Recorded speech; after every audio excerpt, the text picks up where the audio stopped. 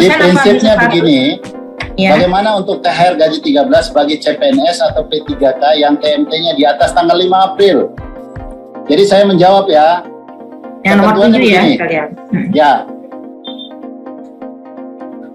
Dasar perhitungannya kita berdasarkan SPMT. Ya, SPMT itu surat pernyataan telah melaksanakan tugas ya. SPMT-nya itu dihitung kalau pada tanggal hari kerja pertama pada bulan berkenan gaji dan tunjangannya dibayarkan terhitung bulan berkenan. Berarti kalau dia tertanggal 1 di bulan berkenan ya, pada tanggal hari kerja pertama pada bulan berkenan itu dibayarkan. Tetapi kalau dia pada tanggal hari kerja kedua dan seterusnya pada bulan berkenan, maka gaji tunjangannya dibayarkan terhitung mulai bulan berikutnya. Ini pengalaman saya ketika menyusun Permendagri 6 tahun 2021 terkait teknis gaji dan tunjangan pegawai pemerintah dengan perjanjian kerja nih. Di situ diatur syarat pembayaran gaji tunjangan ya, itu berdasarkan diterbitkan keputusan pengangkatan P3K dan melaksanakan tugas yang dibuktikan dengan SPMT. SPMT ini kalau pada tanggal hari kerja pertama bulan berkenan, gaji tunjangan dibayarkan terhitung mulai bulan berkenan. Kalau tugas berdasarkan SPMT pada tanggal hari kerja kedua dan seterusnya, pada bulan berkenan, gaji tunjangannya dibayarkan terhitung mulai bulan berikutnya. Baik Bapak Ibu semua, berdasarkan penjelasan dari Direktur Perencanaan Keuangan Daerah tadi, bahwasanya untuk teknis pemberian gaji dan tunjangan pegawai pemerintah dengan perjanjian kerja atau ASN P3K ini diatur di dalam Permendagri nomor 6 tahun 2021 Bapak Ibu. Nah, untuk lebih jelasnya kita bahas kembali untuk syarat ya, untuk syarat pembayaran gaji dan tunjangan pegawai pemerintah dengan perjanjian kerja yang diatur dalam Permendagri nomor 6 tahun 2021 ini, yaitu pada pasal 23.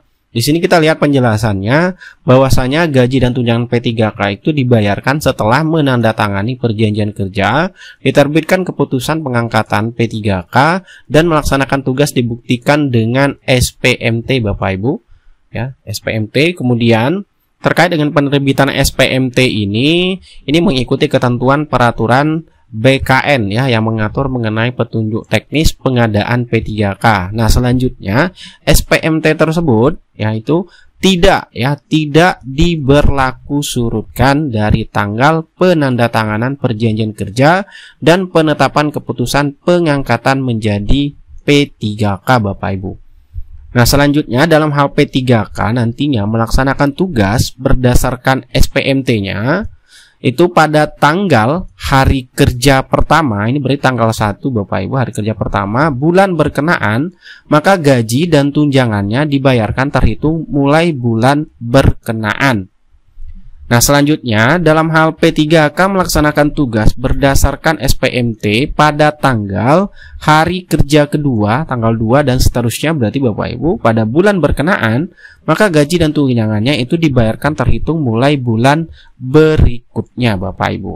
Nah, kita kembali lagi ke pembahasan mengenai gaji ke-13, bagaimana peraturan Menteri Keuangan itu menjelaskan bahwasanya untuk gaji ke-13 untuk ASN, PNS maupun P3K itu dibayarkan paling cepat pada bulan Juli ya, dibayarkan pada bulan Juli paling cepat. Kemudian kalau kita bahas atau kita buat simulasinya seperti ini Bapak Ibu mengenai penjelasan Permendagri nomor tadi, misalkan SPMT Bapak Ibu ditugaskan berdasarkan SPMT-nya tertanggal mulai hari kerjanya tanggal 1 ya, misalkan bulan Mei 2022 tanggal 1 di SPMT-nya, maka Bapak Ibu gaji dan tunjangannya itu akan dibayarkan juga pada bulan Mei tahun 2022 gaji dan tunjangannya ya Bapak Ibu. Kemudian apabila SPMT Bapak Ibu yaitu berdasarkan SPMT Bapak Ibu tanggalnya yaitu tanggal 2 dan seterusnya tanggal 3, 4, 5, maka gaji dan tunjangan Bapak Ibu ini akan dibayarkan pada bulan Juni tahun 2022.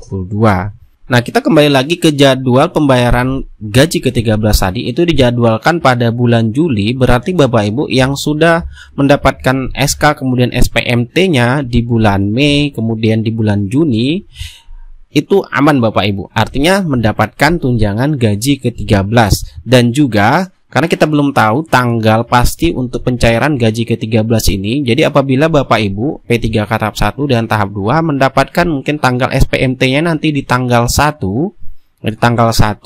bulan Juli 2022, kalau seandainya nanti jadwal pencairan gaji ke-13 ini dianggap saja di tanggal 5 mungkin, maka untuk Bapak Ibu yang mendapatkan tanggal SPMT-nya di tanggal 1 bulan Juli, maka gaji dan tunjangannya juga dibayarkan di bulan berkenaan berdasarkan penjelasan di Permendagri nomor 6 tahun 2021 tersebut ya Bapak Ibu yang sudah kita bacakan tadi. Oke, itulah terkait dengan pembahasan mengenai gaji ke-13. Jika ada informasi ataupun penjelasan yang lain bagi Bapak Ibu yang lebih paham mengenai aturan ini, silakan komen di video ini untuk sharing pada rekan-rekan yang sudah lulus P3K tahap 1 dan tahap 2. Dan tentunya kami berharap bagi rekan-rekan yang belum mendapatkan undangan SK, kemudian penyerahan SK P3K tahap 1 dan tahap 2 segera mendapatkan sebelum bulan Juli ya Bapak Ibu, agar Bapak Ibu semuanya mendapatkan ataupun menikmati gaji ke-13 ini. Sekian informasi yang dapat kami sampaikan, semoga bermanfaat. Wassalamualaikum warahmatullahi wabarakatuh. Kami ada Permendagri 6 2021 terkait dengan teknis gaji dan tunjangan P3K ini. Di sini kami mengatur syarat pembayaran gaji dan tunjangan. Syaratnya adalah ada keputusan pengangkatan P3K dan SPMT.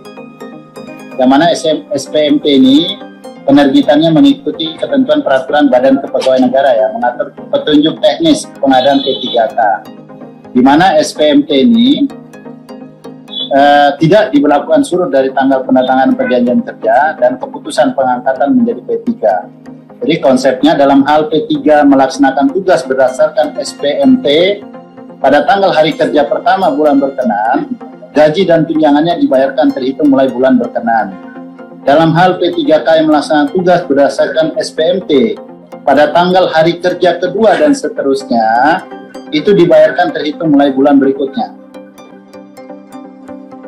Jadi tinggal dilihat nih pada tanggal hari kerja pertama setiap bulannya. Kalau dia pada hari kerja pertama bulan berkenaan, maka dia dapat THR. Tetapi kalau hari kerja kedua dan seterusnya itu tidak mendapatkan THR, nanti dapatkan gaji 13.